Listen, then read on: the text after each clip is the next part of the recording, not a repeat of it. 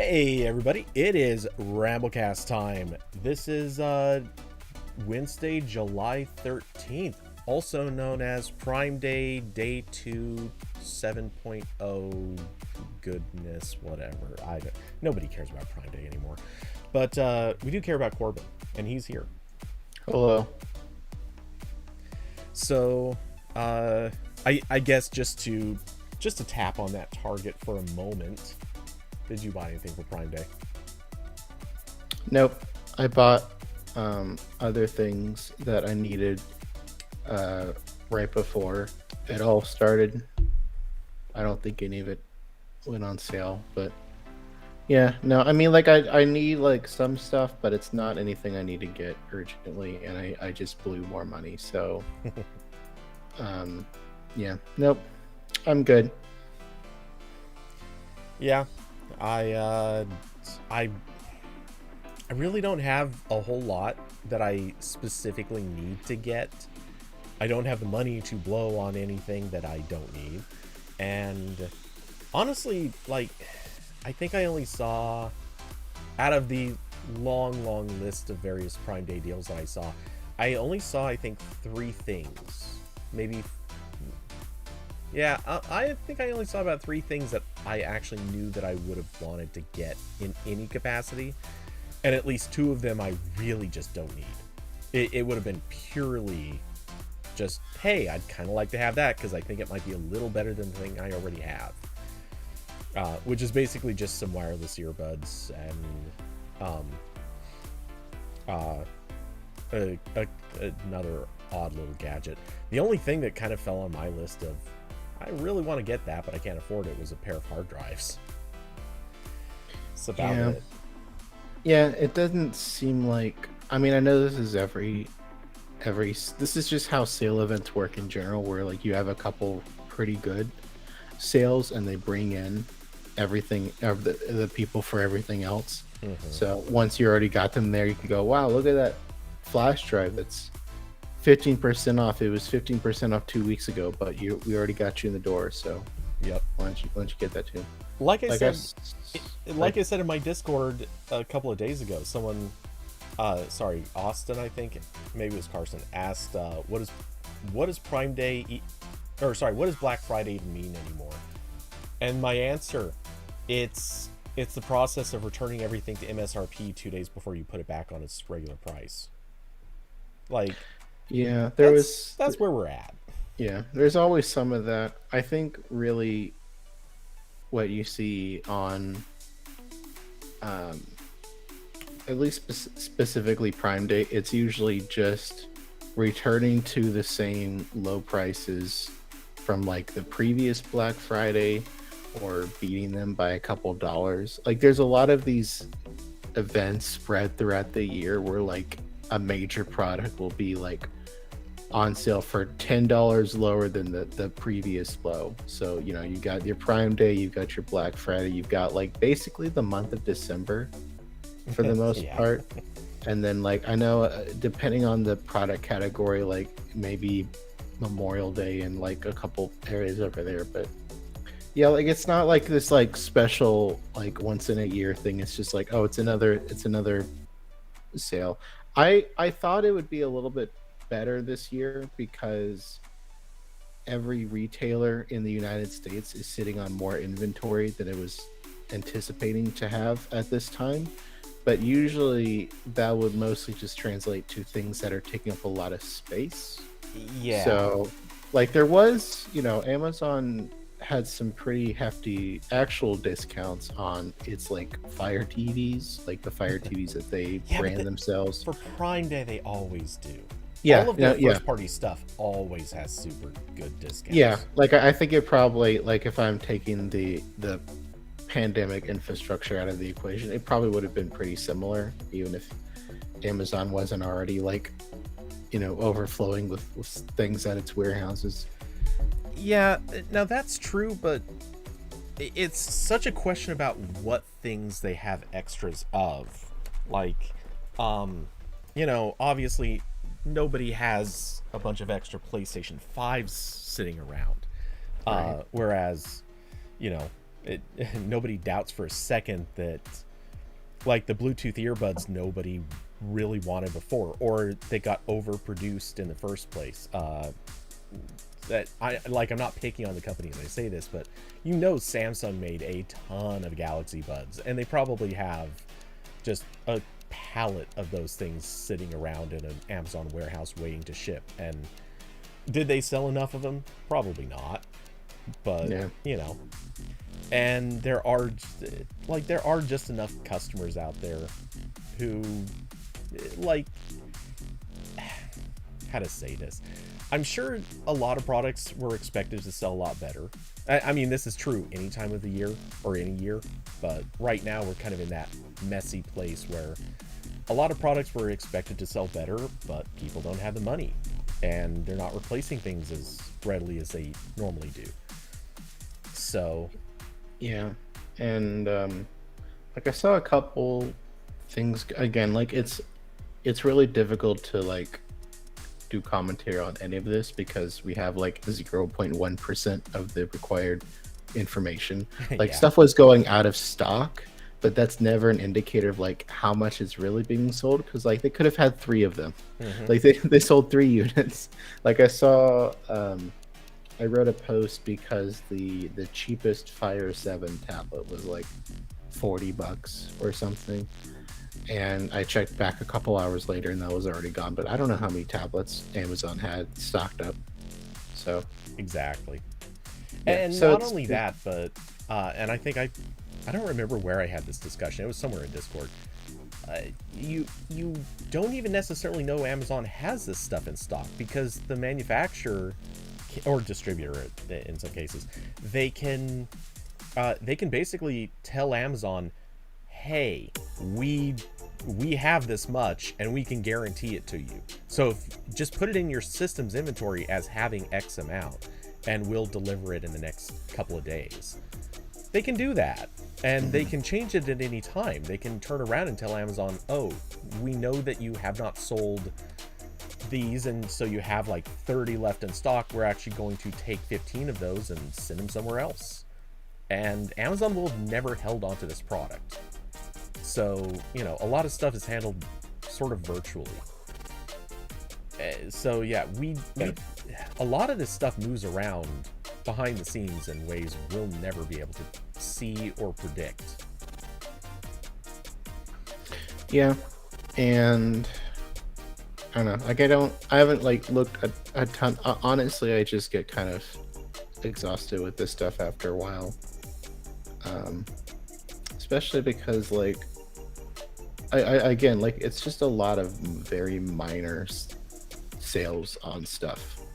Like it is a lot of them, but this isn't, we're not at like Steam sale like tier where like everything you could possibly want is like half off.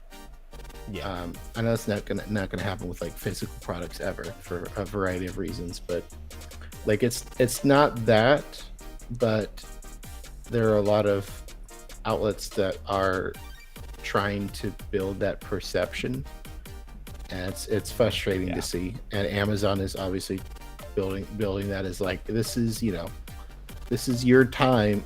And like I know, like I know what the incentive is for like news outlets to talk about this, not just out of pure we're gonna get affiliate money, that's a part of it, but also just because there's interest in it, because half this country has an Amazon Prime subscription.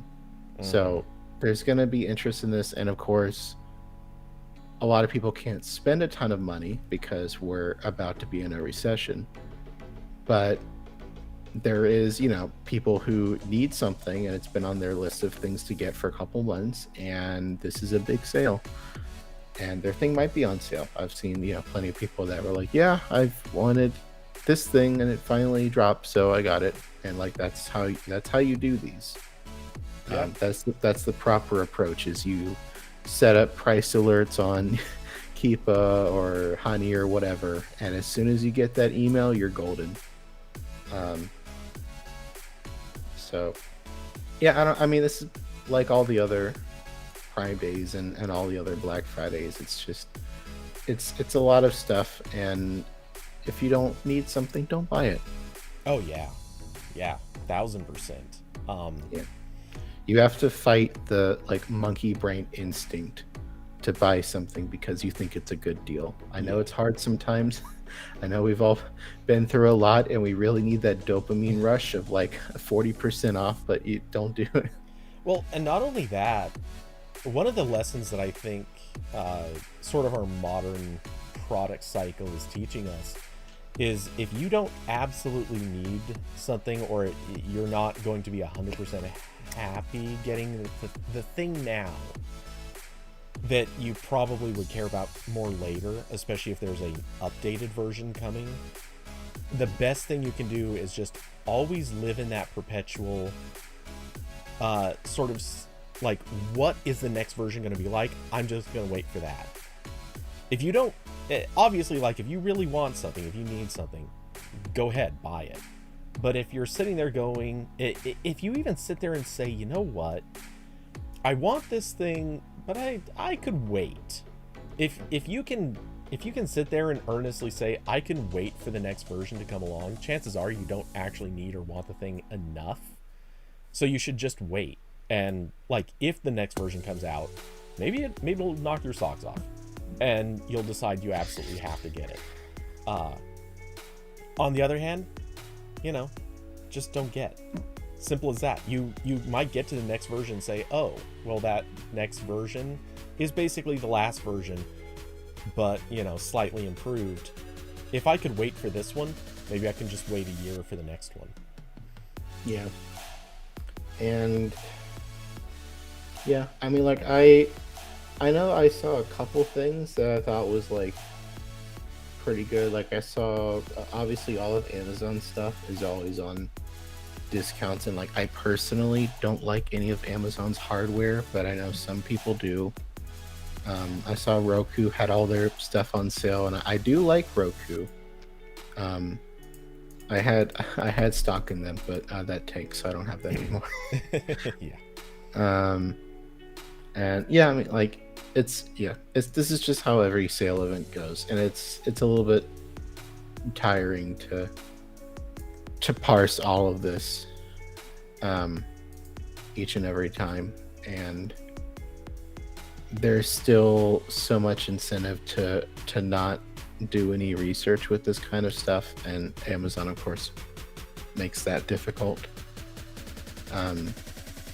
So yeah, I mean, I don't have anything intelligent to say. Just it's a thing that was happening, and I'm glad it's over, and I'm glad that I didn't have to sit in the metaphorical trenches this year and pump out sale post after sale post after sale post. Like, I definitely did. Like, I did some for stuff that I thought was like actually good. I was scrolling through this list of stuff, but I didn't have to, like, that's like one of my main. That was a pretty common occurrence when I was freelancing, and like, especially with Black Fridays. Black Fridays are rough. Like, there's so much happening. I did not really enjoy that. So, yeah. So glad I was involved, but to a minimal extent. You're glad you have the war stories to tell, and that you never have to tell those, or you never have to add new war stories to that list. Yes, I wrote 2 news articles about Windows updates, and let me tell you, Cody, it's a whole lot better than trying to figure out what SKU of this Fire tablet is the best deal. Yeah. So really quick, you mentioned Amazon hardware again, and in a way that this time kind of triggered my desire to briefly mention it. I did a review for the Echo Dot. This is the 4th generation Echo Dot, the one that's shaped like a little black ball. Well, I say little, but it's like softball sized. Yeah. Anyway, it's funny because as much as I have sorry Amazon, but I have zero desire to have any of your hardware. Like, I don't know, maybe I'd be okay with a Fire tablet or something, but like all of their Alexa stuff, I just no interest. I don't find Alexa to be that compelling as a voice assistant. I know Google Assistant is simply just technologically better. Not to say it doesn't have its own foibles, but yeah. Anyway, so all that being said, the one thing that stood out to me so much about this thing is, and it's such a weird thing to take away, but it has a 3.5 millimeter audio jack. It is now really at $20 for Prime Day. This is, I think, the cheapest and best way you can hook a smart speaker to a regular speaker and stream to it. Right, like turn your random speaker into smart. Yeah, because like even taking the smart part of it out, just talking streaming, like the Chromecast Audio, they haven't sold that for what, 3 years now, maybe longer. Been a while. Which I still have 2 of those. I feel like one of these days I should see if I can sell them. They're probably like $100 or something now. I'm kidding. I'm sure they're worth nothing.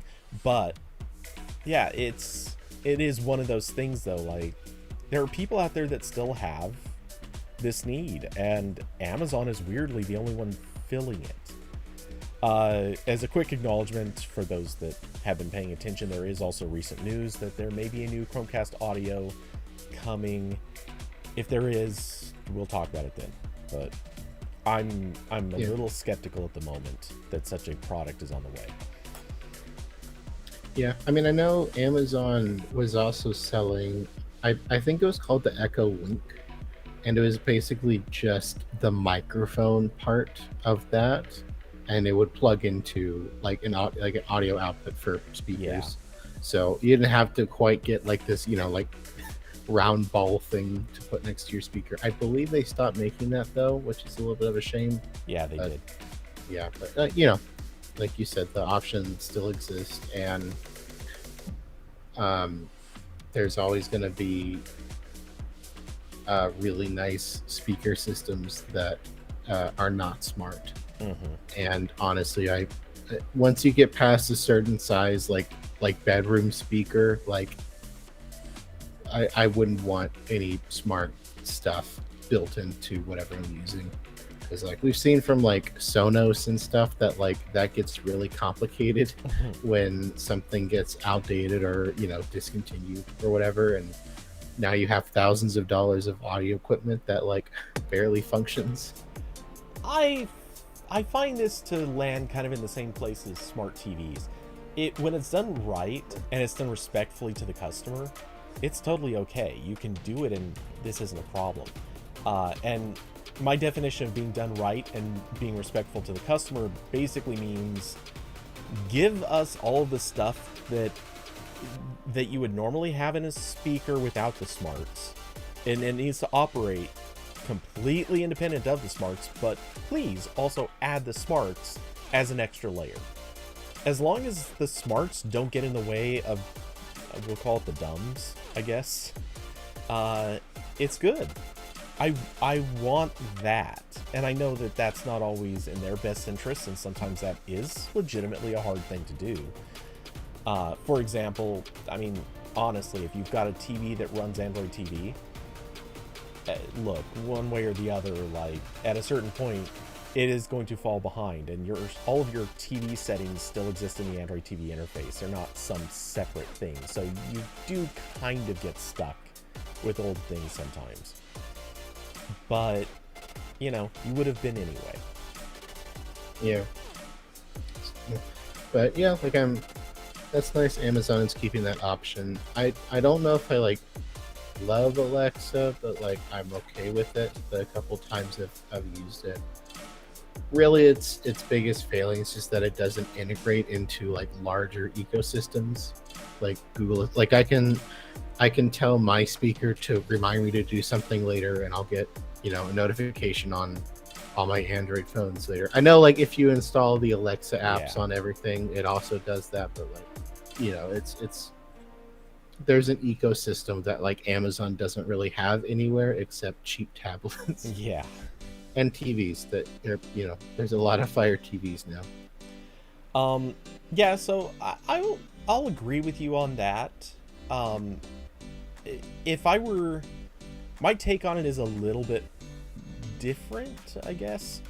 It's though, well, your take actually covers an aspect I don't think of too often, but the iOS side of it, I because know, I'm people who so use smart. Siri, what'd you say? I said I'm so smart. Ass. Um, but on iOS, like people who use Siri definitely have that advantage too, and like obviously people who are in the Apple ecosystem, they enjoy that. People who are on the Google ecosystem enjoy these same things. But yeah, Amazon just, it lacks that, and it's not Amazon's fault that it lacks that. They tried with the Fire Phone, kind of, and they actually, I would argue, succeeded with Fire tablets, even if they are just objectively the cheap product. Oh yeah, no, those tablets are absolutely a success story. Yeah. It's just not good. Yeah, it's the wrong kind of success story in Yeah. a way. But It's a success story in the same way that, like, you know, the $20,000 car is a success story because it's mass market. yeah. It's like, Yeah, you're creating something that's meant to be disposed of. yeah, Which, I mean, all electronics kind of are, but there's a difference between like the microphone that can literally last you 20 plus years, the like really good computer that's going to last you 6-7 years, and the like the Fire tablet that you're probably going to toss in like 9 to 12 months, or the Yeah. smartwatch that you're going to buy and it's going to be like your second one of the year. Yeah. I was thinking about this the other day because I'm like switching up my desk setup, trying to clean everything up, and these Logitech speakers I've had on my desk, I've had these for I think more than a decade. I'm pretty sure I don't know if I used these with my iMac G4, which was the first computer I like had entirely to myself. Mm-hmm. But if it wasn't that, then it was like the stuff I used after that, like random, PCs that friends of the family gave. Right. So like I've had these for an extremely long time, and like they're still fine. Like they still sound perfect. They're perfectly fine. And I'm sure they cost like $12 when they were new. Yep. And to a lesser extent, my monitor as well. I've had this ultra wide monitor for like 6-7 years. It's fine. Maybe one day I'll get a high refresh rate monitor, but it's fine. Actually, now I find myself wondering if we have the exact same monitor. I know yours is a Dell Ultra Wide, so is mine. Yeah. Maybe. Yeah, but well, and you said the right number of years. Mine, I believe, is a 2015. Yeah. I didn't buy it in 2015, but that Yeah. would be the right year. Yeah. But yeah, anyway, some stuff just lasts as long as you need it to, and that's pretty cool. pretty much, yeah. But yeah, I don't. Oh yeah. Anyway, so going back to the voice assistants, the thing is, if I'm gonna sit down and rank them, like it's a no-brainer. Google Assistant has everybody beat. There's really no question to it. Google Assistant has just won this fight, at least for the next several years. And if all of the stuff they've shown off during Google keynotes comes to pass as they've kind of hinted it will, let's be honest, Google has won this war. Like they will always and forever just come out as the top voice assistant until we move to some completely new paradigm for how voice assistants work. Or even move beyond voice assistant entirely. Anyway, Uh, I think in a distant second place is Apple Siri. And it's not that Apple Siri is really more capable than Alexa. It's just I think it's a little more fluid. It sounds better. It feels a little more polished. Mm-hmm.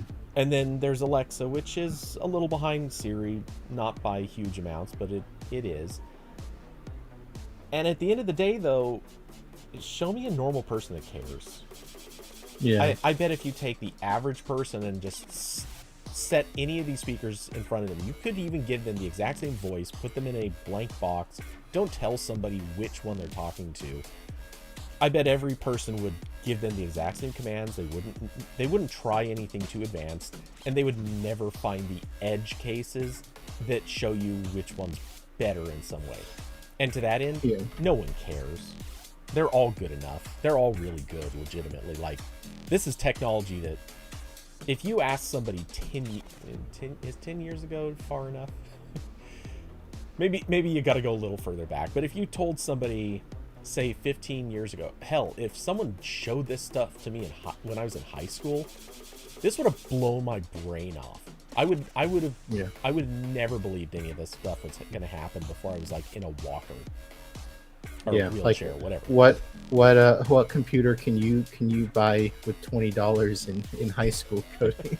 Right? Like, yeah. No, we had a definite leap forward in technology that just forget it. This is so much better than we should have been able to reach at this point in time, which is amazing. So I don't think anybody actually cares about which one's better. It's just, when I'm talking to Google Assistant, I can yell stop at it while it's giving me some long readout, and it's smart enough to stop. And I can give it like multiple commands in sequence really fast without pausing, and it can actually understand and do multiple things. And that's all really cool. That's the difference as far as I'm concerned. Beyond that, I don't care. And I think most people don't care. Yeah, no, I think most people just use these to start playing music and maybe turn off some lights, and pretty much all of it. Like, there's a little bit of variance in like what smart home stuff works with what assistant, but like all the big players kind of work with each other. Like, I've got some TP-Link stuff here, and they work with everything under the sun. I know like Amazon has like their own line of stuff that only works with Alexa stuff. Mm-hmm. And there's a little bit of examples like that, but yeah. Well, and then you have, to be fair, I would call it kind of the mid-tier companies that, or sort of the up-and-coming companies, maybe. That might be the better way to put it. And they pretty universally support only Alexa and Google Assistant. That's one thing that's really stuck out to me, is so much of the smart home stuff that I have either reviewed or almost reviewed. One example that immediately jumps to mind is the air purifier that Wise released recently. Yeah, Wise does not cover HomeKit, and a lot of stuff does not cover HomeKit. If it's like a smaller company or kind of an up-and-comer, or, well, honestly, China. If like if one of your main markets is China, chances are you just don't cover HomeKit. Yeah, that one seems to be the distant third player, and I'm sure that's why Apple's probably more ecstatic about the Matter standard than the other brands, because it's going to really help them. I mean, it's going to hopefully, if it works out, it's going to help everyone. But so that'd be nice. And I mean, like, Alexa's, it's fine whenever I use it. I know it's kind of like taken the place, like, if we're defining smart speakers as computers, then Alexa's definitely Windows, because like you can like manufacturers can put Alexa on everything. Like, it's like I saw Fossil release some new hybrid smartwatches, which are their watches with just an e-ink screen that don't run like Wear OS or anything, and they have Alexa on them. I saw the Wise Band I reviewed like 2 years ago had Alexa on it. There's like a bunch of random devices that probably shouldn't be smart in the first place that have it.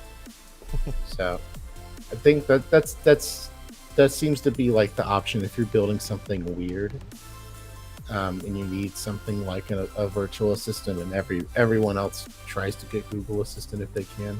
Mm-hmm. But yeah, so No, that totally fits. Yeah. So, yeah, I don't think I have too much more on this. Do you? nope. Okay. I guess just because it is sort of, it's close enough related. Let's do the quick thing about Bluetooth, just because, and then we'll talk about your Mac, and then I may have a topic after that, depending on how you're feeling. So the super quick thing on this, The Verge posts about it, so have several other sites, because the Bluetooth SIG sent out this information under embargo. And it's not like people didn't already know it was here and coming, but the Bluetooth LE audio spec is, it's getting closer to happening. It's sort of been formally announced now. It was first announced back in 2020. Now it's getting, it's kind of like, no, we promise it's final. This is ready to go out for the world. That's basically the announcement. And to super summarize this, because honestly, I think no one cares about the specifics. Basically, it is a more compressed, not in terms of audio quality, but in terms of data, basically bitrate. They are compressing the data to about 50% of its normal SBC codec size, which basically means they can pump way higher quality audio wirelessly to earbuds and headphones and whatever else you're connecting over Bluetooth. So that's pretty much it. The Verge does not mention how this compares with, say, aptX, which has historically been the codec everybody wants for like higher quality audio, but the fact is aptX honestly wasn't even the highest quality that people wanted. Like, any decent audiophile would pretty much tell you aptX was fine but not good enough, and it's unclear how LE compares to this. But Yeah, I mean, like every like I've reviewed a couple headphones that supported both AAC and aptX, and like I would switch between them. I could not tell a difference. yeah, and some of that obviously comes down to the quality of the music you're playing. Like, what does the source sound like?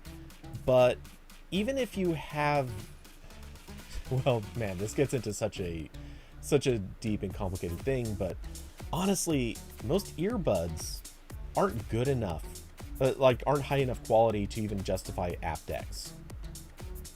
And, you know, I think of all the earbuds you've reviewed, I'm sure you've reviewed plenty. Have you ever noticed, like, some earbuds might be like $150 earbuds and some of them might be like $80, and it's almost hard to tell the difference in quality sometimes?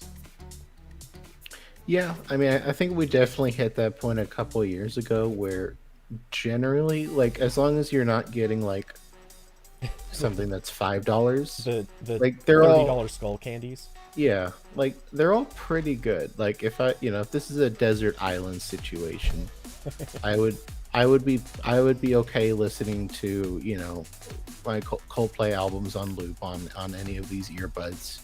Like I might not like super duper enjoy it, but like it's fine. I mean, they're earbuds. Yeah. Um, As long as they Right. don't fall out of your ears. right. That would be a problem. Yeah. But yeah, aptX for the most part is almost overkill for a lot of earbuds. It's not like you're getting really deep quality music a lot of times. And the way that depending on what compression was used in the audio file to begin with, there's a very good chance, for example, AAC does this. I believe MP3 in its later versions did this too. They actually compress at different levels based on where in the frequency range the audio is. So you're actually getting higher quality towards the mids anyway. And then like treble typically is actually encoded at a less precise bit rate. So, these kinds of things have a big factor in what you're going to hear. And if your earbuds don't really handle things at those fringe frequencies, you're not going to hear it anyway. So yeah, again, so much of your encoding doesn't come through. But that being said, I still want this for a different reason. The fact is, when you're transmitting SBC audio to earbuds, 9 times out of 10, you're pumping about as much as you can over Bluetooth. It doesn't have a lot of bandwidth left. So if you're pumping the same quality audio over Bluetooth LE, that means that you're probably going to be you're probably going to use roughly half the bandwidth. Which means that if you lose connection for a brief moment, it might not matter. Like, you might actually be able to just have a really good, clean connection, even if you're, a little too far away from your phone. And that could be a good thing. Yeah, I mean, Bluetooth range has been weird for me because, like, it seems to be pretty good with most stuff now. Like, there's a lot of times where I'll have a podcast running on my phone, and I'll have my Galaxy Buds, whatever, and I'll just like walk around my apartment, and unless I go to like the complete other side, then like it doesn't really cut out. But it does there's still some weirdness. Like, I know what's happened with me a couple times is like if I'm I just kicked my computer. Like if I got my earbuds in and I'm like tying my shoes and my phone is in my pocket and I lean down where like the phone is basically has the audio has to go through my entire upper body, then it cuts out. So apparently I'm made of something that's impervious to Bluetooth. I'm not quite sure, but so it's very weird. I guess as long as it's like kind of open, it's fine, but maybe walls are still an issue. Yeah. I don't know. I just don't like Bluetooth. It's bad. Agreed. It has definitely improved, but it's not anything that wonderful as technology goes. It's really sad to say, but this is something I find myself having to say all the time about USB-C, or sorry, not USB-C, but USB in general, and Bluetooth. Both of these are technologies that we rely on. We use them all the time, but oh my god, the groups that are behind them screwed up so much stuff. Yeah, I mean, Bluetooth's been around for what, like at least 20 years? Oh, jeez, yes. And every version of Bluetooth has to be backwards compatible with all the other versions of Bluetooth, so I'm sure it has reached like USB levels of insanity by now, maybe more. But like, it doesn't surprise me at all that it's the way it is. I wonder how true that is. Like, technically, everything has to be backwards compatible. I wonder if it actually is. Like, if you took some old Plantronics Bluetooth headset that, the kind of thing that just took like half the side of your face, it was just so giant. Right. And every single one of these things had the giant blue blinking light all the time. Like, and they all had power switches because, of course they did. Like, these things, could you take one of those today, connect it to your brand new Galaxy S22, and it's just going to work perfect? I'd love to know that. I have my doubts. Yeah, I don't know. Maybe audio would be more difficult because I don't know at what point does like Android drop some like ancient audio codec. I don't know, but I would imagine like I've definitely used the like Bluetooth file transfer stuff with some really old devices before. Um, like if I'm like trying to, I have a couple like really old phones, and like really the only way to get data on them easily is to do a like Bluetooth file copy, and that always seems to work. Wow, So you are living a horrible life. I, I honestly have not Bluetooth file transferred in. well, it's it's always stuff like contacts and stuff like that. Oh, well, yeah, that's. I'm not transferring like a movie over Oh Bluetooth. my god, I want to see someone try that. It's like the modern equivalent of like That trying to download a movie trailer in like 1997. no, that's like a sneaker net level of. Yeah. Like I'm going to hold on. Let me give you a copy of, I don't know, like Quake, but all I have is 5 1/4 inch floppy disks. Hmm. Yeah. Anyway, no, that'd be something pretty special. I do remember. I do remember having to transfer screenshots over Bluetooth way back in the earlier days of working at AP. That had to happen a little more than I'm happy about, but Oh, I did that like 3 months ago, Cody. oh god, yeah, I can't do that anymore. I, it kind of reminds me. This is the weirdest thing to have pop into my head, but it reminds me of this thing a friend of mine posted years and years ago. And for context, she posted it on MySpace, so old. But it was this list of things that people shouldn't do by the time they're 30, and one of them was asking their friends to help them move. And I feel like transferring screenshots over Bluetooth, like that is one of those things. Like we're all old enough now that we don't need to do this. We have advanced enough technology, and we should be happy to just wait for other solutions to solve it for us.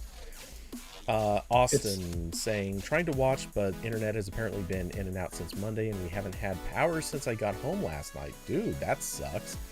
No excuses. Yes.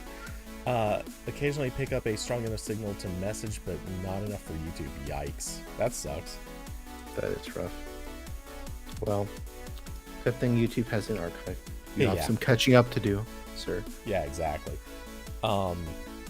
I know that's definitely one of those things that like there's a million better solutions, but there's times when like none of them are easily accessible, and you just have to use the thing that works. Like I think like the perfect example of this is like emailing yourself something. Oh god. Like we should have moved beyond this. Like it should be, and yet like there's a lot of situations where literally the easiest way to copy an image or something is just to email it to yourself.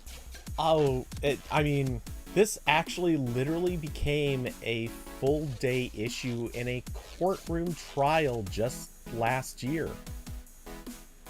The Rittenhouse thing.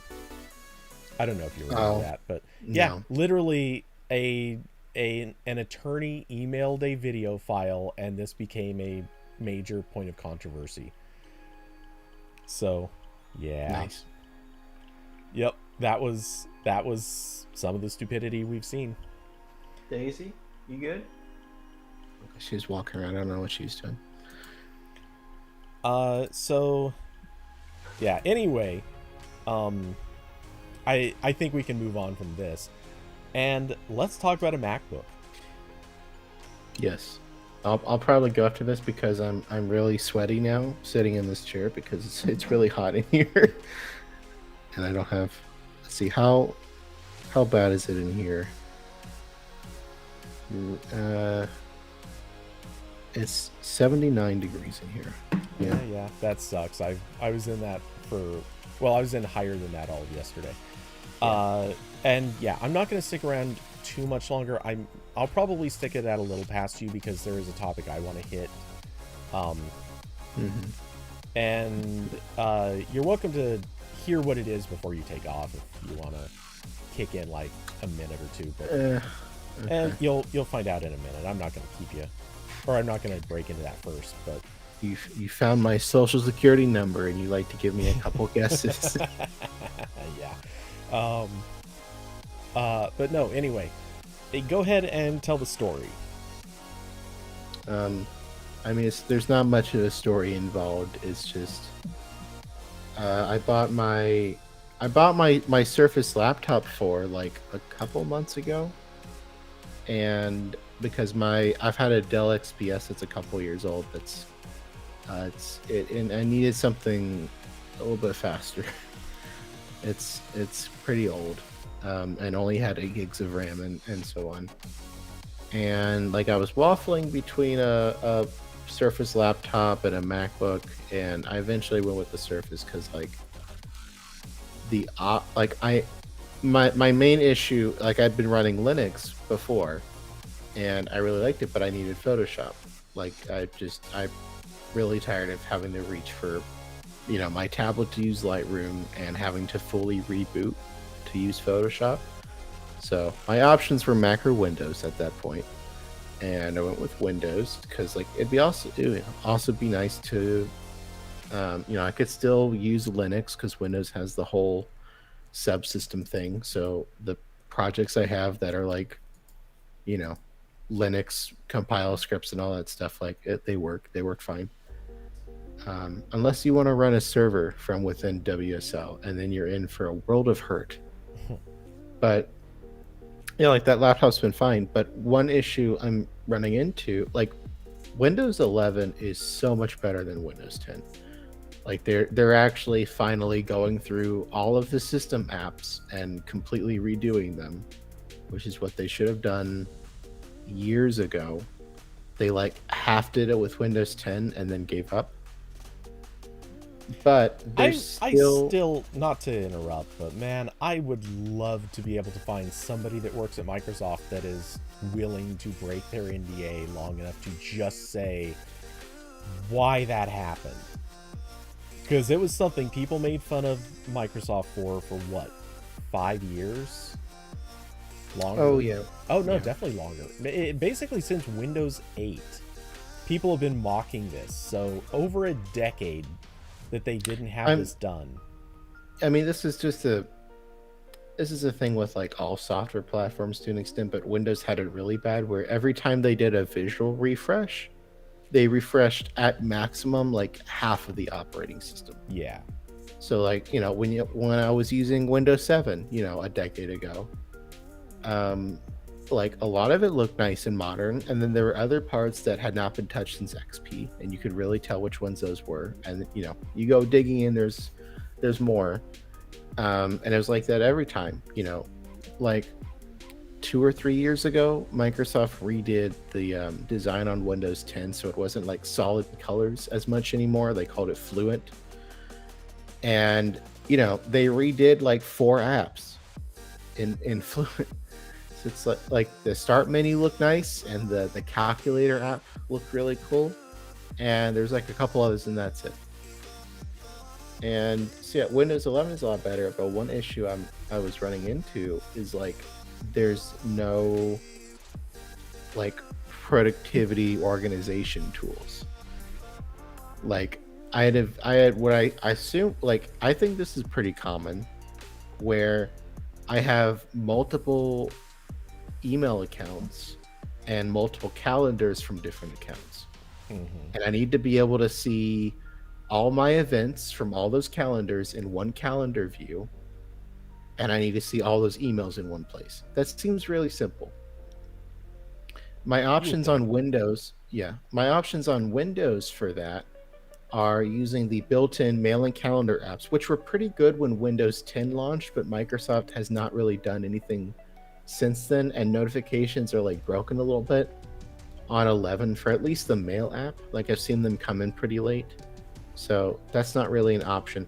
I know those apps are supposed to eventually be replaced by the new Outlook, like this like new Outlook that's based on the web app, but again, it's like another web app, and I don't know when that's coming. That just started testing like a month ago, so who knows when that's going to happen. There's normal Outlook, which I don't really enjoy using, and also does not sync with Google Calendar. You need like an extra plug-in something for that, and I don't really feel good relying on that. And then there's like Thunderbird, which is like 80% the way there for me, and it's like, it's an impressive project, and I like Mozilla and stuff, but like there's like little issues, especially with Google Calendar syncing, that is kind of frustrating to deal with. So it's like, it's that.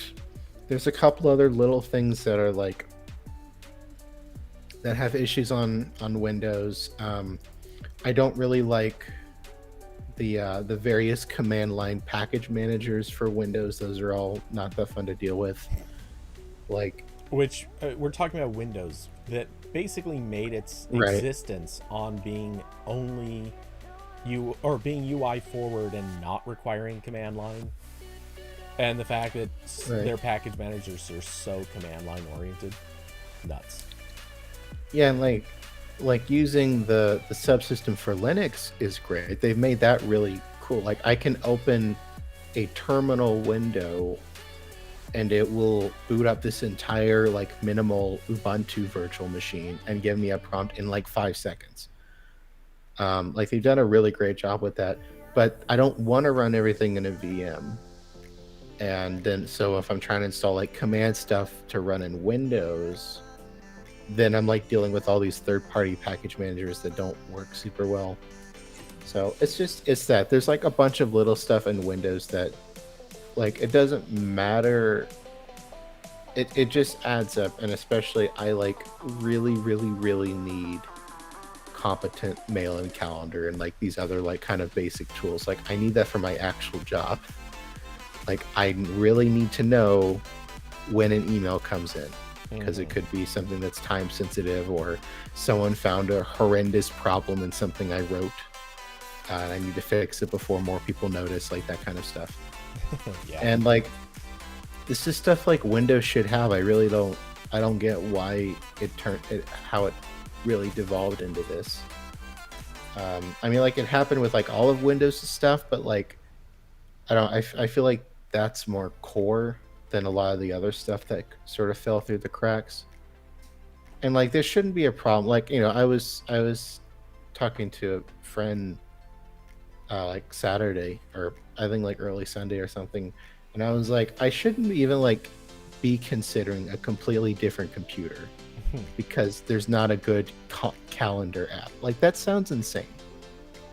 But like, really, like, I didn't have any options. Like, the closest I could get would be like bookmarking 2 Gmails and 2 Google Calendars and turning on the notifications for all of them. Like, that's my that's my op. Or like, one of the various Electron wrappers around those that are really just the same thing, but they might look a little bit better. Like, I even tried the web Outlook that Microsoft has. Like, one of its main features, because no one uses like actual Outlook email addresses, is that you can connect it to other accounts and like sync it all together, so you can have like your Google and your Yahoo email in this one web app, which is cool. And I tried that. I was like, maybe this will work. And you can't like show all of them in one view. There's like a tab, and you switch between your Microsoft mail and then your Google mail. It's like, come on, guys. So in pure frustration, I bought a MacBook Air at Best Buy. I wasn't sure if I was going to return it or not, so I didn't like get a used something or other. I got the M1 Air, so the one they just replaced with the new like M2 Air that has the notch and stuff. And so yeah, there's my computer. Yay. And and I got it. I started setting stuff up on it, and like, it's pretty much what I expected. Like, I already knew Apple's chips were really fast and really power efficient and all this other stuff, and so like, I'm not really like surprised by anything on this computer, but it does work really well.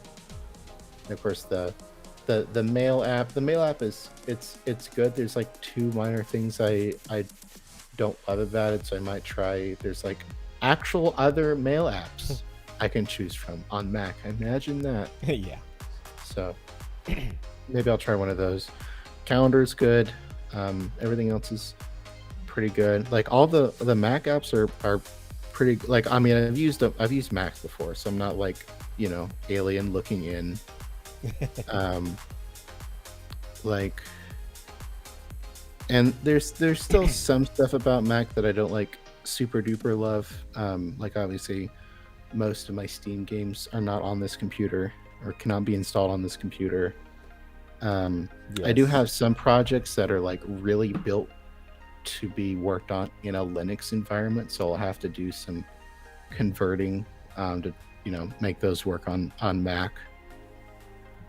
But I mean, yeah, like it's good. macOS is it's got actual native applications, and I haven't done like a whole bunch of like direct comparisons besides just what I'm used to, but like Photoshop and Lightroom open pretty much instantly on this computer, and I just got the 8 gig RAM model. Oh, did you? The only thing I spec'd up was I doubled the storage. So this is a 512. I mean, honestly, yeah, you really should. To me, it's a little.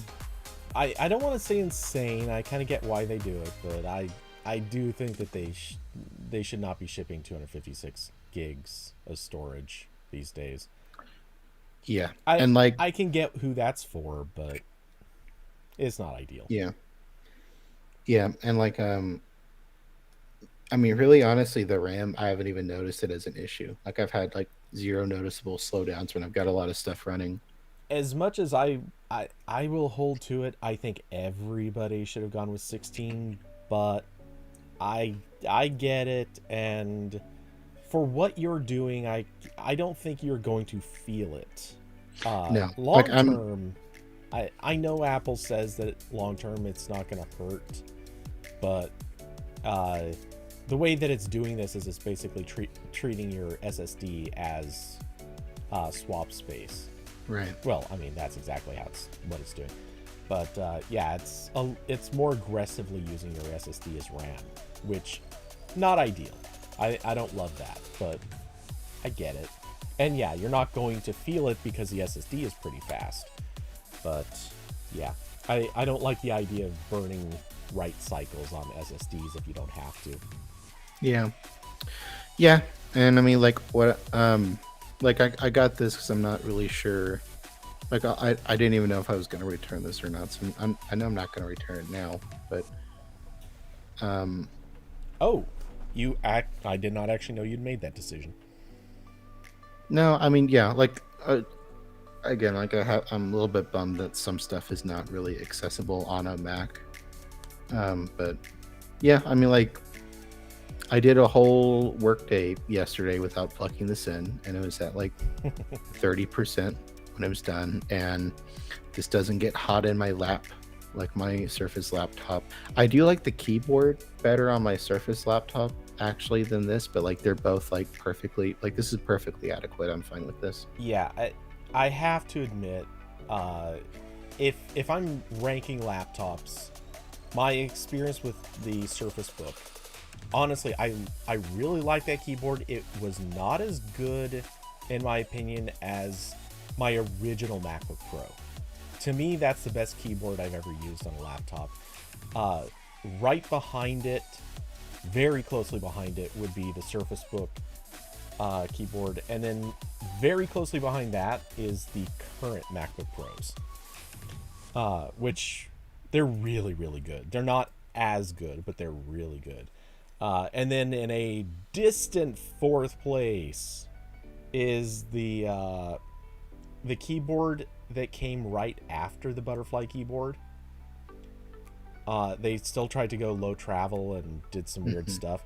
And then in a like barely on the scale, the butterfly keyboard. Like it is such a travesty that was ever a thing. Yeah, like I mean, again, like there's some stuff in Mac, and I'm like slowly getting used to some of it, but some of it is just objectively worse than Windows or Linux.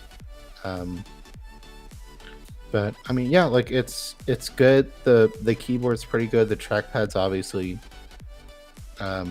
nice. Speakers are great on this. Oh god, yeah, they're so good. They're really good speakers on this computer.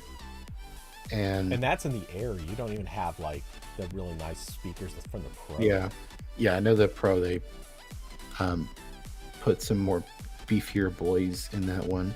Well, so while I was working on the review for the Echo Dot, I compared side by side the Echo Dot versus the MacBook Pro speakers, and it's like that was night and day. It should not be that good, but yeah. The MacBook Pro was just blowing the Echo Dot out of the water, and it's like, yeah, this is ridiculous. They're so good. Which, okay, I'm comparing against an Echo Dot, which is a garbage speaker, but you know, right? It has the advantage of getting to be much larger. Yeah. So, yeah, I mean, again, like I would have preferred not to go through all this because like Microsoft is missing basic apps in their operating system. Like it's kind of silly. Like the friend I was talking to mentioned that like he kind of compared Windows to like a Chromebook with games, and like that's kind of true. Like it's all Electron and stuff. There's not a whole lot of like actual native applications. And yeah, so I'm gonna keep. I haven't really done any dev stuff on this yet, so I'm gonna play with that. I did install I've used Brew a little bit because I have this really old Mini behind me that I was using to test Nexus tools. So the way to install the Dart SDK on Mac is to use Brew. So I'm already familiar with it, but like I did like that I installed it and then I ran the install for YouTube DL and it just worked. And I had YouTube DL. That was a much more difficult process on Windows. And I use YouTube DL for work all the time and for like Tech Tales production. So yeah, and like so I'm gonna keep messing with this. I'm gonna see which Apple apps are like a better alternative to what I'm using right now. Like I'm what I'll probably do is the next time I record a Tech Tales, I'm gonna like edit it normally in Audacity, but I'm also gonna use those files and edit in GarageBand just for giggles, because I know some people seem to like GarageBand for that. And I like that I have iMovie again. That's like one of like the two apps I've always missed after I stopped using Mac is iMovie, because there's not like another like free low level video editor in that same category. I mean, like there's a lot of free video editors, but they're not quite as like, I guess, polished or intuitive. I don't know what the word I'm looking for there is, but yeah, iMovie. So I've never actually used iMovie except I launched it like twice, and I literally like I've seen videos of people using it. While I like that's way more experience than I personally have using it. But from what I can tell, iMovie is that nice. It's that intersection of a video editor that actually does have some capability to it, while at the same time it is easy to use in that way that like Windows Movie Maker was easy to use. Right. Yeah. Like again, I never used Windows Movie Maker, so I'm kind of talking out my ass making stuff up. But it has capability, but they made it actually easy to use that stuff without making you learn what you're doing. Yeah, and like iMovie. It's also kind of the difference between like a low level email application and like Microsoft Outlook, right? Where like all the free alternatives are built more like an Outlook, like a Final Cut, like that kind of like more. This is for the more. Right, more intensive interface that you need a lot more time to get used to, and I don't really gel with that because usually if I'm editing video, it's something pretty simple. Yeah, they're either that or they're on the other end of it where it's like, uh, we're just going to give you a picker. You give us a Right. few videos, a few photos, whatever, and we'll just kind of generate something for you. Yeah. Like, and, you know, if you don't want something that is that automated, a lot of stuff just immediately jumps to the advanced level, and you need something in between those two. And yeah, iMovie seems to be that. And not that I recommend this to anyone. Sorry, Adobe, but it needs to be said. Technically, there's Premiere Rush, which I think you would probably find also lands in that like easy to use, Right. but with some advanced features available if you want them category. The only problem with Premiere Rush is you have to pay their stupid monthly subscription for Premiere to use it. And screw that noise. So it's a like the Lightroom situation. Yep. Yeah. Yeah, except it's not part of the photography subscription. So Why would it be? That's silly. yeah. So yeah, $20 a month if you want that. Though I think their mobile version might have a lower price on it. I don't know. Yeah. Anyway, sorry Adobe, but I'll write about you, but I'm never going to use this unless you just give me like a free subscription. Yeah. And yeah. actually, So, I know how to use DaVinci Resolve, so I'm never going to use this. Sorry. Sorry, Adobe, but I have better tools anyway. Oh. Yeah, so I'm going to keep messing with this. I know I haven't really installed a whole lot of like built for Mac applications. Like right now I have like Chrome, Adobe stuff, Discord. I've got the Office apps that I pay for. But not a whole lot of like built for Mac stuff. I know that's a whole ecosystem. People are giving me recommendations for stuff to try out, so I'll go through those. Yeah, and just for my own edification, I'm going to slightly augment your choice of phrasing to say you haven't used the things that are Mac exclusive apps. Yeah. Yeah. Because, you know, there's that difference of like an app that is on every platform, but they have their, you know, they made a point of building or compiling or designing well-made versions of the same app across all the different platforms. Or in Adobe's case, they made an effort to make something that is terrible across all platforms. You know, it goes both ways.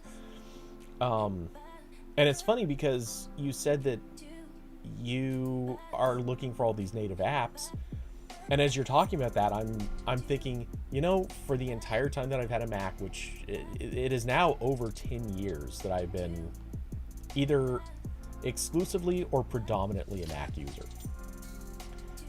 The funny thing is, I have made a point all this time of trying to find mostly apps that are available on all platforms, or at least Mac and Windows. So I can point you to a whole lot of stuff that if you want, like, it's a lot of stuff that is not exclusive. It's a lot of apps that I really like that I know are available on Windows, or at least in some way there's compatibility that would work out on Windows. Though there are also a couple of Mac exclusives that I'll probably point you to. But yeah, I don't think I've actually given you any recommendations yet, and the funny thing is, I wouldn't have to give you many, because there are. I'm looking at my Launchpad screen right now, and it's amazing how much it's. Yep, that's on everything. That's on everything. That's on everything. Yeah. Yeah. So yeah, like I'll try like GarageBand and stuff. Eventually, there's a lot of this stuff that like I just can't use because like this is my only Apple product and it doesn't make any sense. Like I'm not going to use Apple Podcasts. It's silly. Oh God, no. And besides, on a laptop, I don't know. Maybe you do it, but I never listen to podcasts on a laptop. Yeah, really, the only time I listen to podcasts on a computer is if I'm playing a like simulation game, and like if I'm playing Planet Coaster, you want and I'm the just audio from the game plus the podcast. right. Or like, yeah, like I'm just playing Planet Coaster, I'm building a fun building, and like, but like my brain is like, I need something a little extra here. Can you just give me full sensory overload, please? I'm like, all right, gonna play the podcast. But No, that makes sense.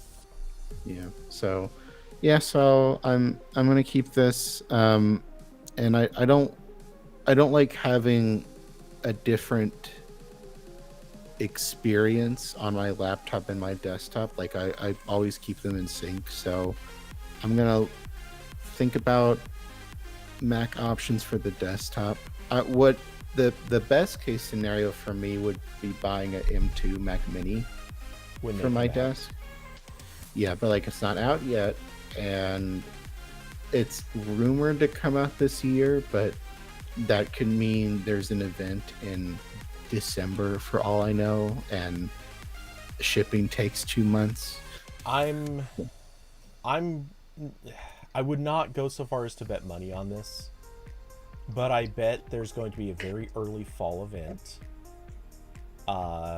Probably, man, I feel like it's going to be within a couple weeks of the iPhone event. Maybe a month. Maybe a month. But yeah, I think they're Yeah. probably going to do a relatively quick event. It'll probably be closely linked with their Mac OS release, and that'll be the launch of the Mac Mini with them too. That's my guess. Yeah. They might be holding on to it and waiting for like a late fall or even, can't say early winter, but yeah, they could be waiting for the Q4 release, but I think it'll be earlier. Yeah, so I'll see. I guess how long I can hold out is the right term, because like I finally got all the cables to use my MacBook with like my full desktop and plug everything in. Oh, that just fell down. And all that stuff. But there's like certain. Also, the reason why I always have like separate computers is like there's stuff on my desktop that I don't want on the laptop, and or like different settings and stuff. Like one thing that's really annoying, and I know there's like, I think if I install Logitech's app, it'll fix this, but like I like natural scrolling on the touchpad. My brain cannot comprehend it with a mouse wheel, and macOS does not let you Set it separately. yeah, even though there's two completely different checkboxes in the settings, they're synced. Mm-hmm. So I think if I install, like I have a Logitech mouse, I think if I install their thing, it'll override. But it's very silly. But like there's like 10 things like that where I would like it to be different. Like I would want the dock hidden on my laptop, but not on the desktop, because I don't have a whole lot of free space on my 13-inch screen here for the big old dock all the time.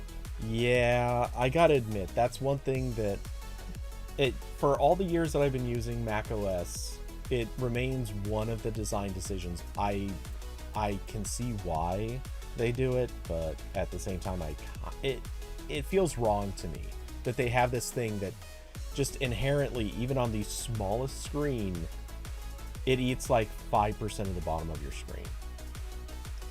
Yeah, or a little more. And it's yeah, not like like that's really any different than the Windows taskbar, but it somehow feels different. well, Windows doesn't have a always present title bar, Yeah, that's either. a big part of it. So it's a double whammy. Yeah, But you've got something living at both top and bottom of your screen, and somehow that just it's wrong. yeah. So yeah, I don't know. I'll see. Maybe I can wait for that. I don't like if I bought the M1 Mini now. It would basically be I'm buying the same computer twice. Yeah, exactly. But like I would definitely get more RAM on the Mini, just because like, now that I know, like, okay, this is fine. I can deal with Mac. I would do that, so it would be different for that reason. But like that's obviously not the most financially sane thing to do. But yeah, that's a while off. Well, and the advice that I have heard given, and I tend to I tend to think this is fair advice, though for other reasons, I don't like it. Um, a lot of people suggest what is smart to do is basically keep your laptop and desktop sort of out of cycle of each other. So when there's Right. when there's a refresh of one, uh, buy that and wait for the next major refresh of the other thing before buying that one, and then skip the refresh of the first thing. So yeah, it's kind of like the TikTok solution. Just always keep one of the things new and the other thing outdated, and you'll pretty much always be happy. And you're never going to feel that behind on either one of them. Ish. Yeah. And like, obviously, I can't predict where I'll be or what I'll need in, 2 to 3 years, whatever. But like I don't really anticipate a need to upgrade this really for a while. Yeah, like I think honestly what might happen with this is the same thing that's happening with my phone, where I'm just going to keep it until the battery is nothing. Yeah. I mean, it depends on, like, I don't know, maybe Apple will do something that like you really need an M2 for, like they're kind of doing with the iPad. I don't know if you've been following the stage manager drama. I'm not sure I know about this specific thing, but okay. I'm assuming this is a multitasking.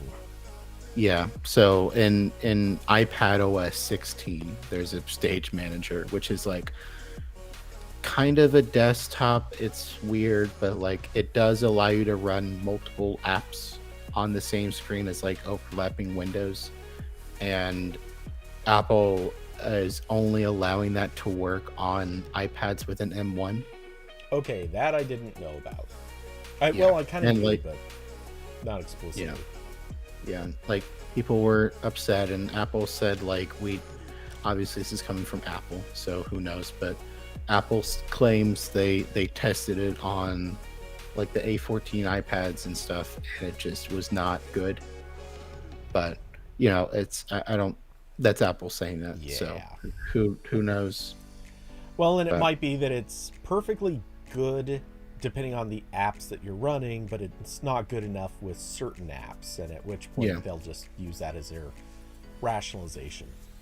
Yeah, so I don't know, maybe they'll do something like that, but like I'm not anticipating having to upgrade for speed for a very long time.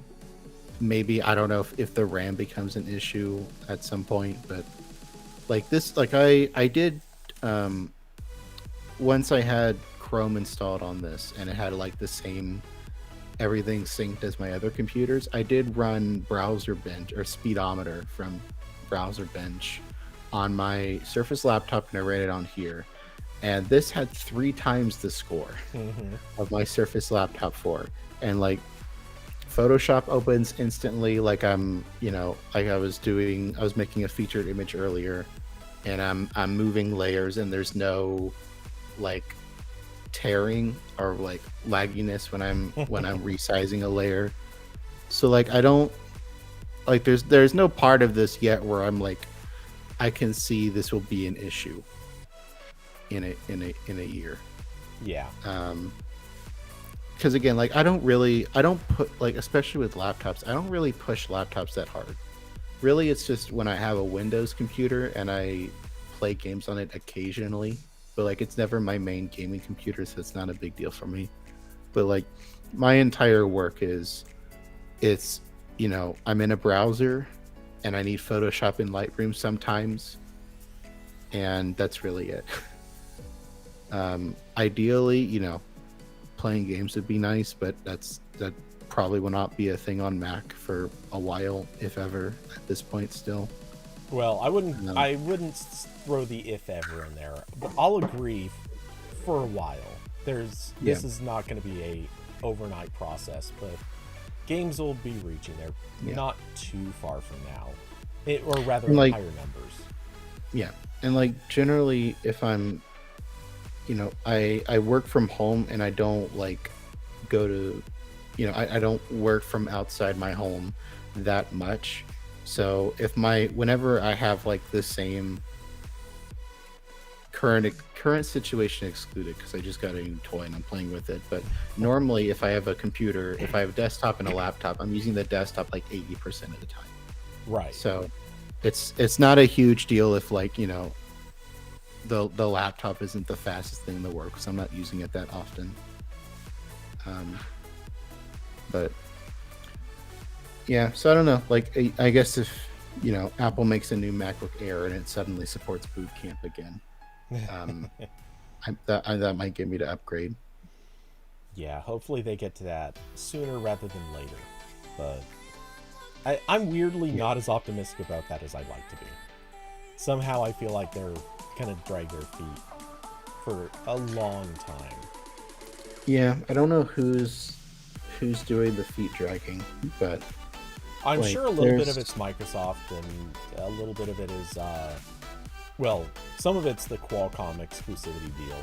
Yeah, like, unless there's like exclusivity deals involved, I really don't know why Microsoft wouldn't want Windows 11 on this, because this is theoretically a flagship Windows laptop. Right.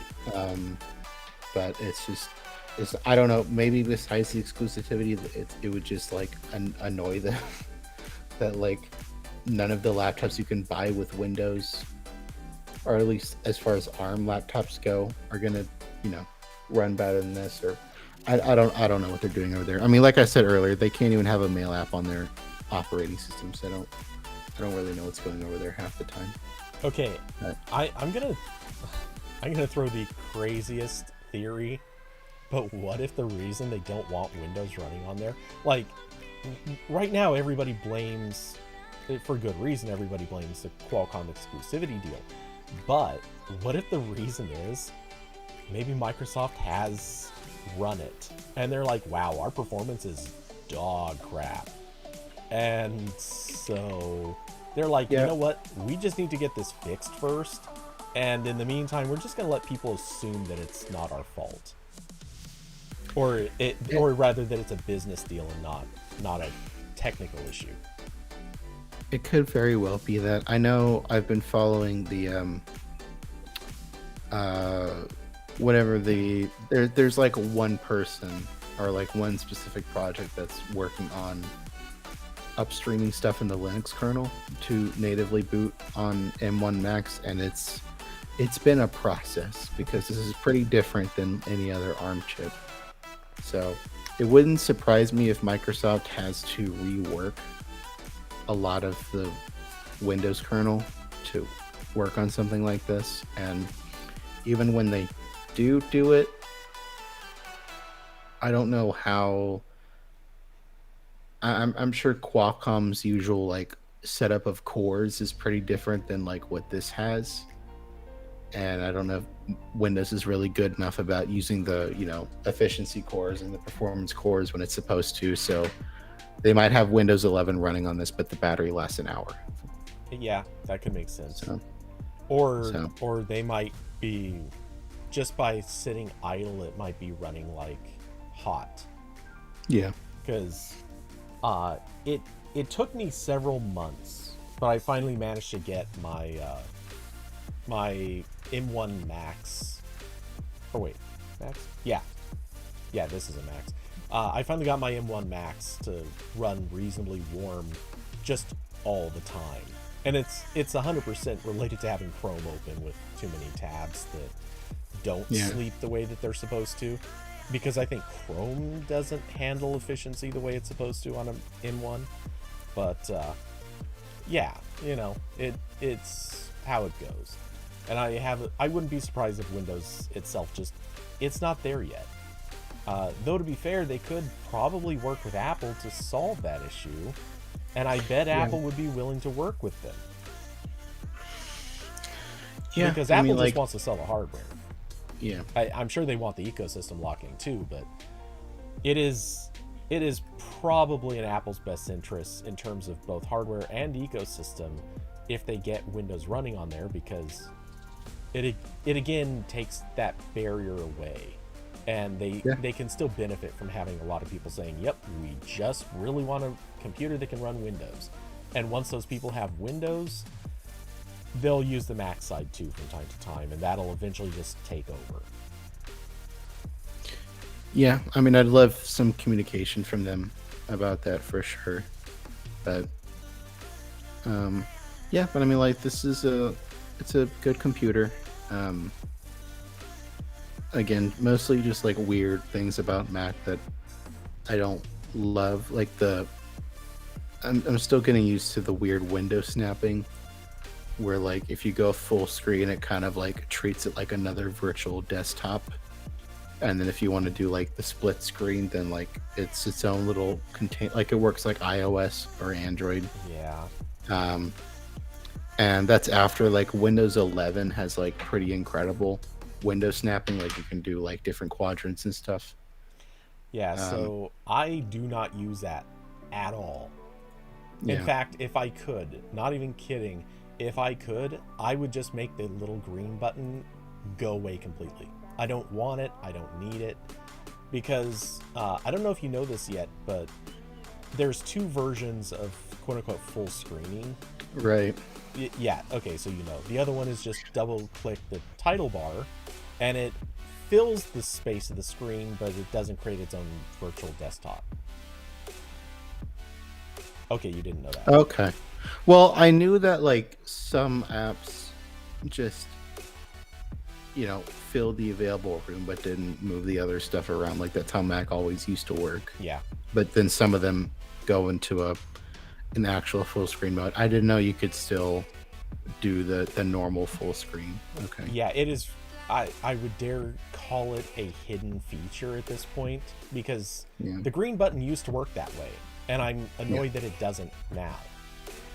And if you double click on it again, it will return to its previous size. However, fair warning, it has a tendency to forget its previous size really easily, so don't count on this working. But yeah, it is super useful, and that I do use. I will fill the screen frequently with an app.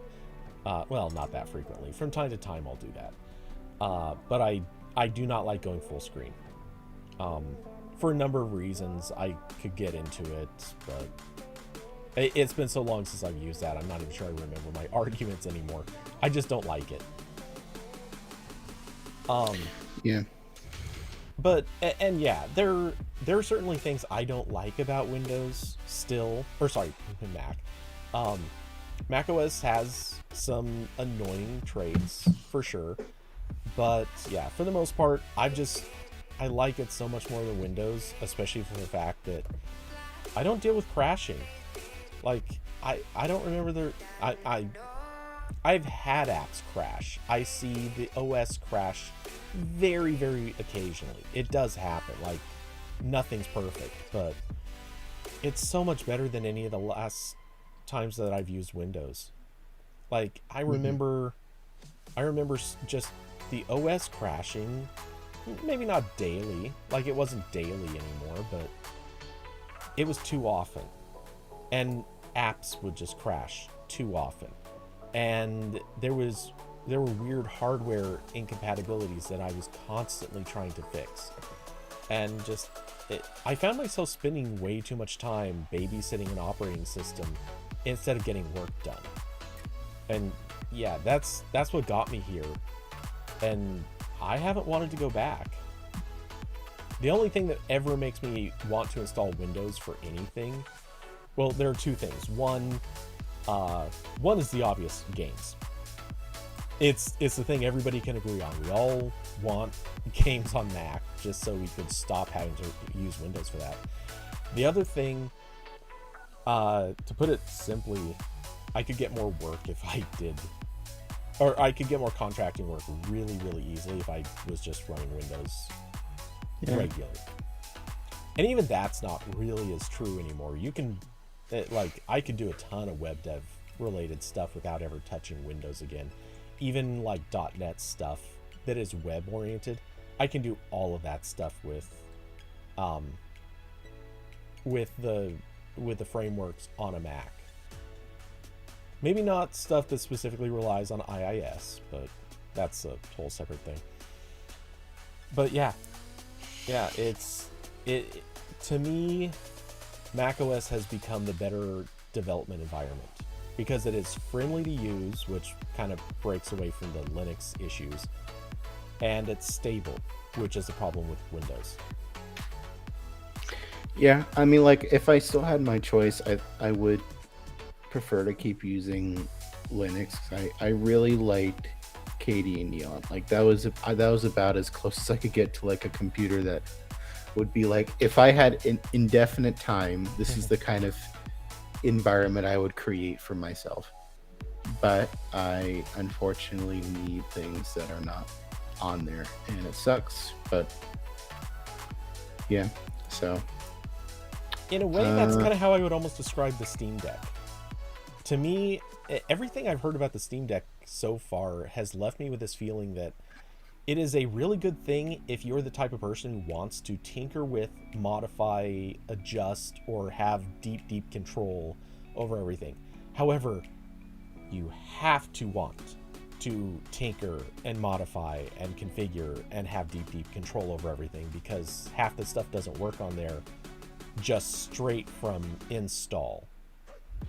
At least that's what all the complaints I'm hearing so far have been about, is like, you have to do weird remappings of the controls, or you have to change settings on this thing or that thing, or you have to go in and make sure you install certain stuff in a certain order just to get it all working. And that's not the experience you want, but it is an experience some people want.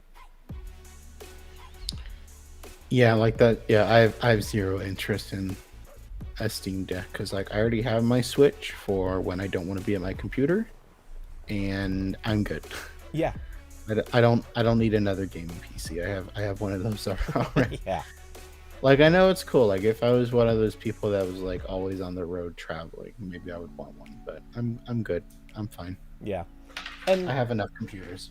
yeah, and this is how I feel about Linux from every time I've used it in the past. And obviously, you know, it is it is the accepted stereotyping of Linux is it's good, but man, you've got to spend so much time, just extra time doing things, and there are a lot more things to configure or figure out how to bend them to your will.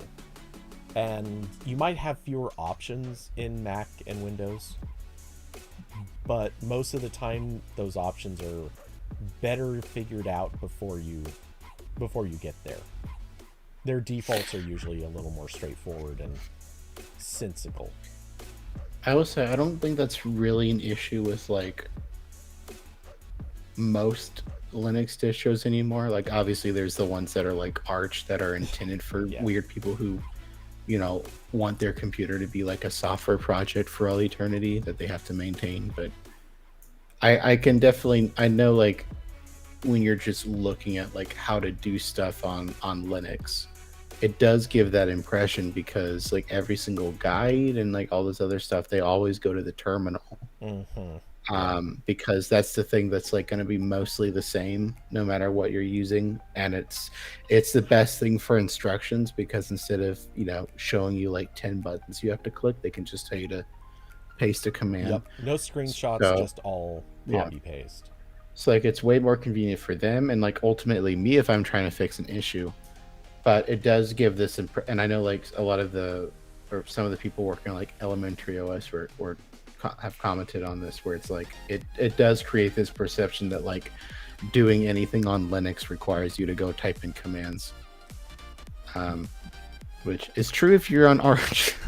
I don't know, there's a lot of those distros that are just like way too much. And I don't mess with those. And I don't mean to fully pigeonhole Linux, not by a long shot. I know it has improved substantially over the years. So much so I would even argue it has done that is the one thing it has clearly done that Windows hasn't: improve. It's true. You know what, Cody? I had a pretty good mail and calendar app on the GNOME desktop on Linux. It worked. You know, I'm not sure that you are exactly the the best marketplace example, because you are willing to do a lot of this stuff, and you also actually know how to use a computer, whereas some people don't. But Right. it does strike me as funny that the Linux user is here saying, yeah, you know what, I had a pretty good app selection on Linux. I had this thing and that thing working on Linux, and I kind of like the desktop on Linux. Let's talk about Windows and how much it sucks, and I couldn't get any of this stuff on Windows. It's true. It's, you know, because that is the thing Windows is supposed to do better than Linux, and it doesn't. Yeah. Or didn't. I mean, I guess Windows 11 is better, but still. when you're a bunch of nerds and your operating system doesn't have a good mail app, you're gonna fix that. Okay, you say that, but my operating system ostensibly has a good mail app. At least that's what some people say, and I will not use it. I hate it. I've been living full Gmail on the web for a decade, and I'm happy with it. Well, I'm happy enough with it. I accept it. Well, even now, I'll still have to go to the Gmail web for searching, and also every time I need to change my filters, because Gmail filters are critical to my life. Basically, like I can't live without these things. In fact, I have not set up my my block all cryptocurrency mail filter yet on my new work email, and every day I am reminded I need to set that up again. Yeah. Because I literally just got an email today that was something like, do you want to write about what people think about making money in metaverse games? No, go away. No, you terrible creature. I don't want you here. Go away. Never talk to me again. The one thing I have to say about Gmail filters, first I will quickly agree. Yes, they are vital to my survival. I'm not going to show it, but if I were to show my main Gmail account, I have probably 50-60 filters in there, because I have tons of stuff that gets auto sorted into its own tags. I have a lot of stuff I just don't care to see. I've got some filters for just dealing with kind of garbage that I don't necessarily want to auto delete, though I have a filter for that too. But I have a lot of stuff that just kind of gets shoved into its own corner, so I can deal with it or delete it someday. But man, Google, please, I'm telling you, I'm begging you, let us name filters. Let us put a name on filters. It's the easiest feature. Add a field, a name, custom name, done, simple. Let us have this. I'm begging you. I'm so tired of having to read the filter so I know what this filter does. It's like if a text file couldn't have a file name. Yes. You're like, all right, what's this book about? Very silly. Yeah, I hate it so much. Anyway, though it is occurring to me for the weirdest reason, suddenly it's occurring to me, there is actually a hack I think that would work for doing that. It's ugly, but I think you could just add at the start of any filter, like a does not come comment. From. Well, it's sort of like a comment, but you could put in like a criteria that's like does not come from address. I think address is the first thing that has to go in their filters. But yeah, if you just has a doesn't come from address, and you and that or that, whatever. Yeah, if you and that with everything else, you could kind of stick names in up front. It's ugly, but it would work. Oh, I hate that's the best solution that there would be. Also, can I edit a filter without going through the whole I know. like prop thing where like then I accidentally click the button that doesn't actually save it and I have to do it again? Yes. Oh my god. 1,000 times yes. I'd love that. Yeah, going back through the workflow of creating a filter so you can edit a filter is just dumb. I mean, to a small extent, I understand why they do that, and I'm sure it's a little bit easier from a programming perspective. But also, it just seems like we should be able to go in and literally like hand edit a couple things and just let us do that. Just hand edit the filter and it'll be done. Most of us can do this quickly. Yeah. Well, I'm a sweaty mess, so I'm gonna go. All right. It's very hot here. I understand. Okay, so well, thanks for coming by. Is there anything you want to plug on the way out? No. Okay. Except if someone would like to send me a Mac Mini, so I don't have to buy one, that'd be nice. Alternatively, if someone wants to buy my Surface laptop, because that's going on Swappa soon. But that's all. I have my Nintendo Switch on Swappa. If someone wants my original Switch, because I got an OLED. It's very nice. I don't need the first one anymore. Yeah, that makes sense. Okay, well, so go buy Corbin's crap. Buy my crap and also send me new crap, preferably both. Yes. And in fact, don't give Swappa any of the money. Just contact Corbin, send him the money directly, along with the new crap. Yeah. If you can send me like an envelope with a Mac Mini in it with like a couple $100 bills, that would work for me. Just let me know. Corbin will also accept Ethereum. No, I will not. Yeah, I have to test that. That's slanderous. I was about to say Bitcoin, but it's like, no, that's too obviously off limits. That's gonna be like, oh, you sent me $100 of Bitcoin. Now it's $35. Yup, that's the rate of it. There was some analyst who was saying that it's probably going to get down to under 10K per BTC. Please. And I'm hearing this and it's like, oh my god. Yeah, let's go, boys. Let's watch the ultimate crash. Actually, I'll leave on this note. I forgot the most surprising thing about Prime Day. I saw a graphics card on sale. Yeah, I didn't see that at the last couple. Well, at least not one usable. Yeah. No, the sale would have been $3 off the $500 inflated price. Yeah, no kidding. That's really. Yeah.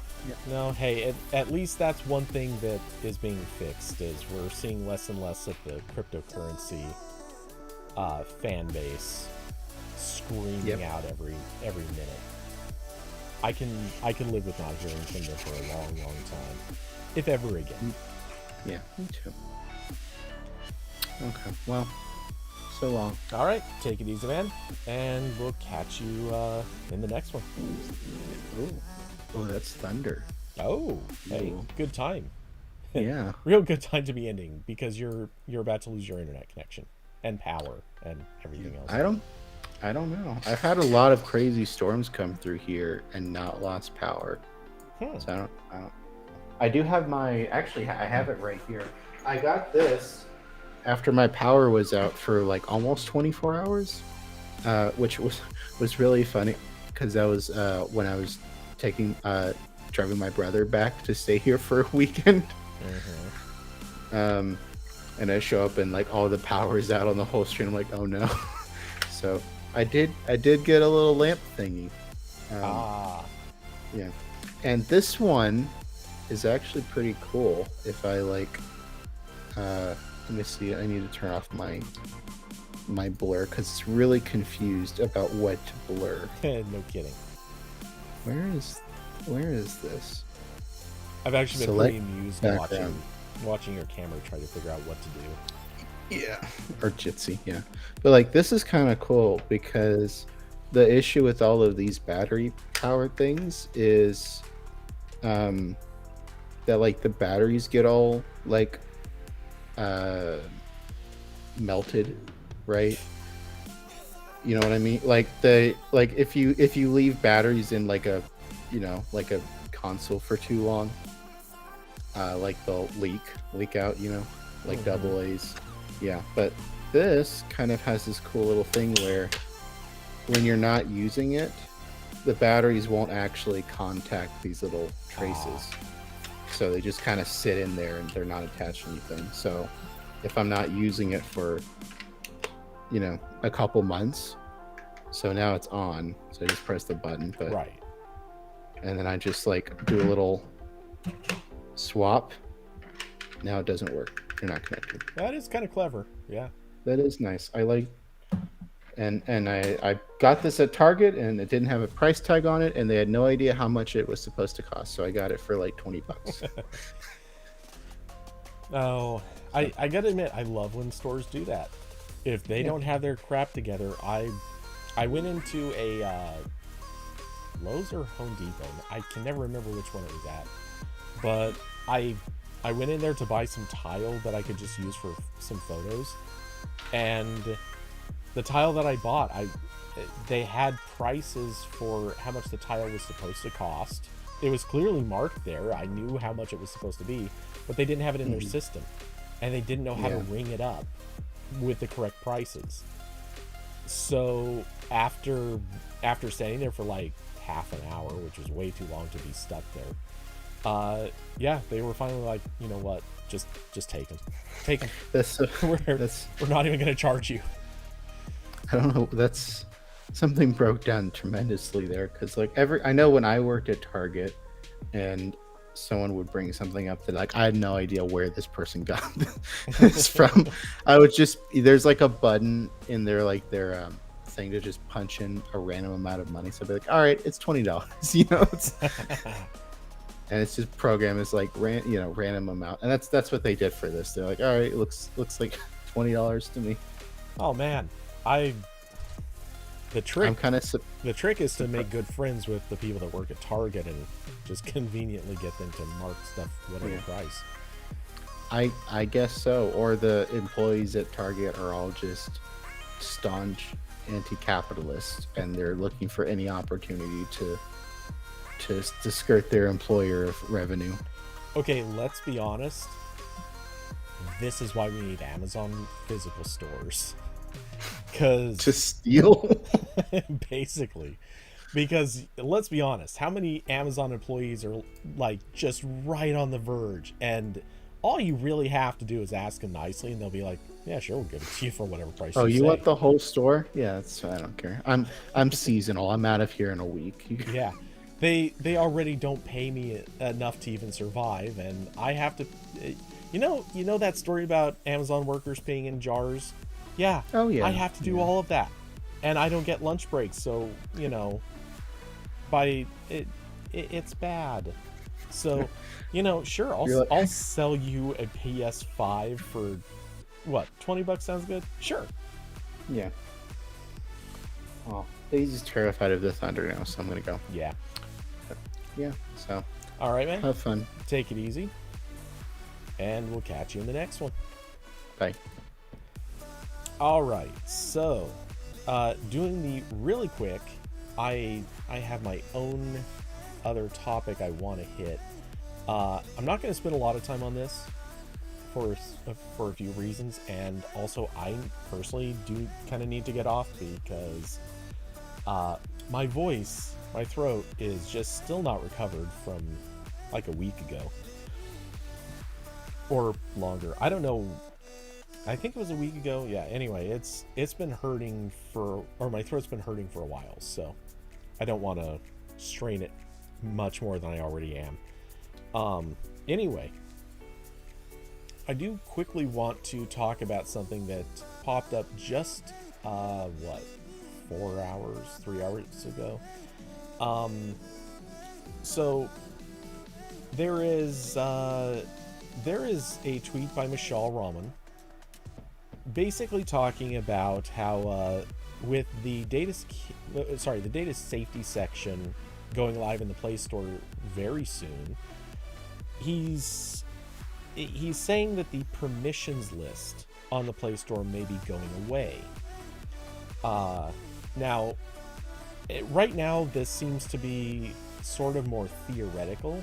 I'm not fully convinced, based on what he provided, that this is actually happening as a causality thing. Because it could be, if you look at this screenshot of the old screen, like what it looks like right now on the Play Store, the thing that stands out is there's a lot of fields here. Like, plain and simple, there are a lot of fields. And then you look down to the new version, and there's just way less. It's not one thing that disappeared. It's a lot of things. In fact, I see 9 fields in the new version. Let's see, we come back up to this one, and it looks like 4 per column, so there's 12. So at least 3 things disappeared, but seeing as how data safety was added, so it's actually 4 things that disappeared, one of which is permissions, one of them was the developer's website. Looks like the flag is inappropriate, or report section, it looks like that went away. And I'm not sure what the other is, but there's something else. Actually, it looks like size went away.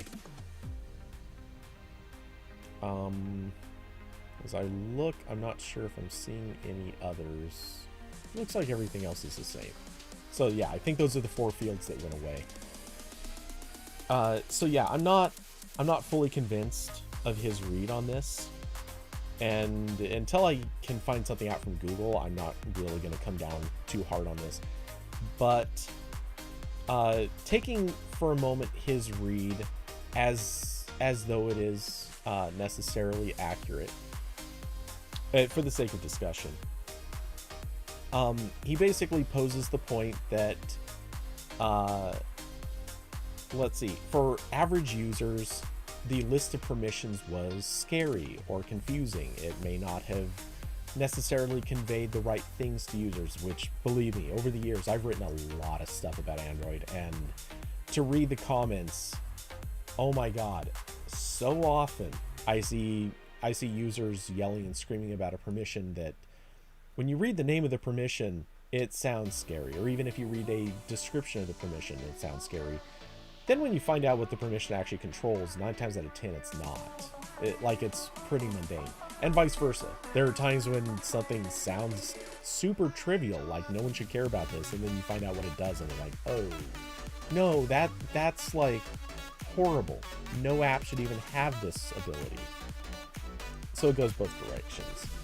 Anyway, so I understand this notion that the old permissions list might be scary or confusing, and maybe users should not be seeing this. The counter to that is, let's go back to that screenshot. You had to look through this group of additional fields, find the one thing called permissions, and click view details. This already felt like a hidden thing. In my mind, this is not an issue, because most users did not go to this. And the Play Store on Android, it was similar. You had to tap a couple of times to actually get to the permissions list. So I'm not overly worried about that. I don't feel like enough users were looking at this for it to be a meaningful, complicated thing. I think most people already were ignoring permissions anyway, and runtime permissions have largely taken over this whole thing. And to some extent, I think Google may have decided to take away runtime permissions from the Play Store. May have. And if so, I don't think it has anything to do with the data safety edition, but rather I think it might have been a side effect of their redesign, and they just decided they don't want users to see this anyway, because they want runtime permissions to basically dominate the narrative. And that kind of makes sense. It's not really any different than how iOS apps work. They do have a few things presented on screen, but they don't show you anything and everything. They never have. And it's very possibly, if not probably, the same story here. To that end, I am going to quickly say there is another aspect to this, which is the thing that bothers me and why I actually hope they don't take it away, or rather, I hope they restore it at some point. Which is basically, let's see, does he mention it here? Well, I know he says one thing. So let's see. The data safety section is basically filled out by the developer. It's not that the Play Store can't kind of audit this to an extent, but they don't know how data is being used, and the developer basically chooses what they'll admit to. If they lie about it, they could technically be opening themselves up to a lawsuit. They could become vulnerable in various ways if they are caught lying, but the odds of actually being caught lying are pretty low, so this is kind of a non-issue anyway.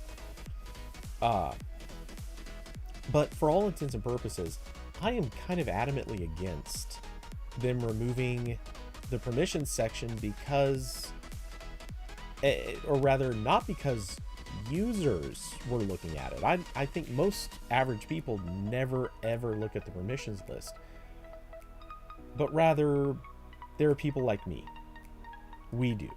We are the ones who, if we're trying to make snap judgments about an app, we look at the permissions list. We, like journalists, security people, even, I'm inclined to use one of the examples, one of the writers on our site, Matt Schultz. He's the guy that covers games. Matt looks at permissions fairly often. Matt looks at permissions because he wants to see if games are doing kinky stuff in the background. And he's caught stuff several times, and he's called it out.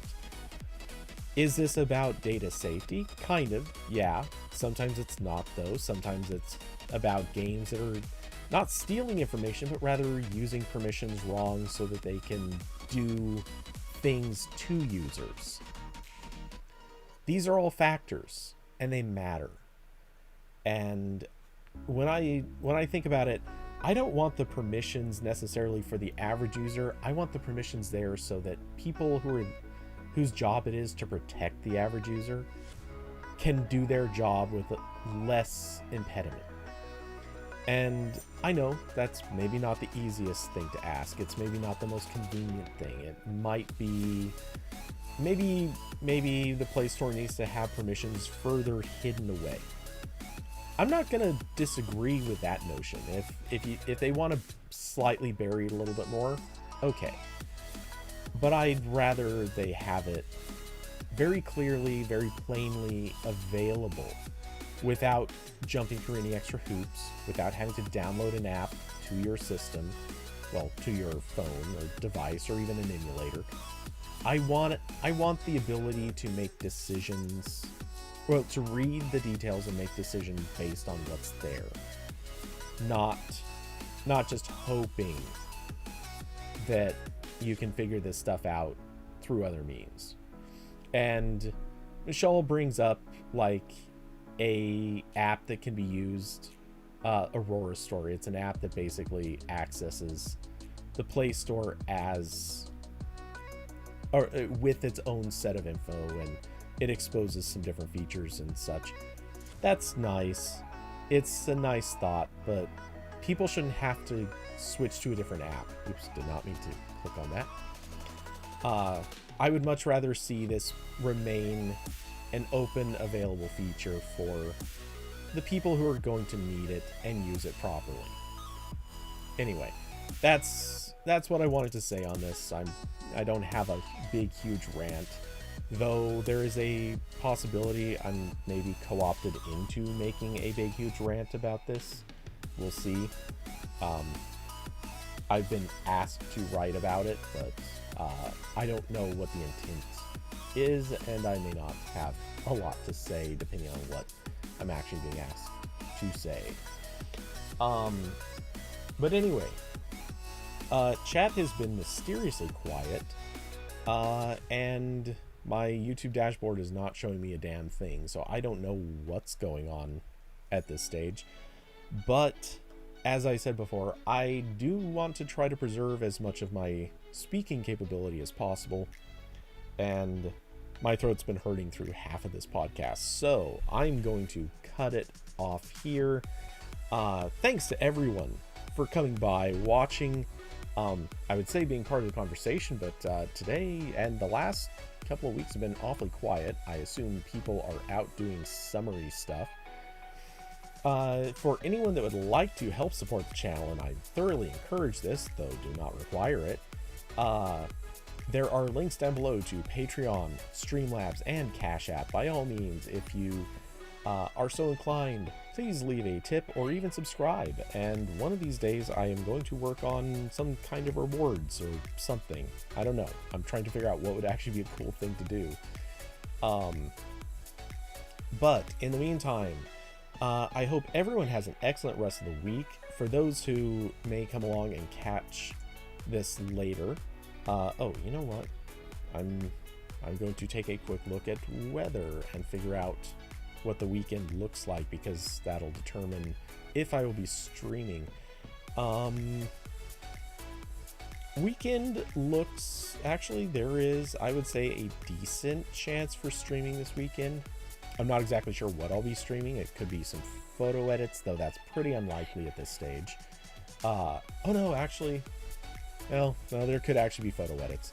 We'll see what happens. I have a new review unit that I need to take photos of between now and then, so I might have photo edits. I may do video editing, or it could end up just being a a Fall Guys stream, or I don't know, maybe Borderlands. Oh, actually, in preparation for Techathon, I might fire up Borderlands just to get a character ready to go, because I have a couple built up, but it wouldn't be the worst thing if I went through and did a little bit of farming for the right gear, so I can just go through and demolish anything and everything in my path.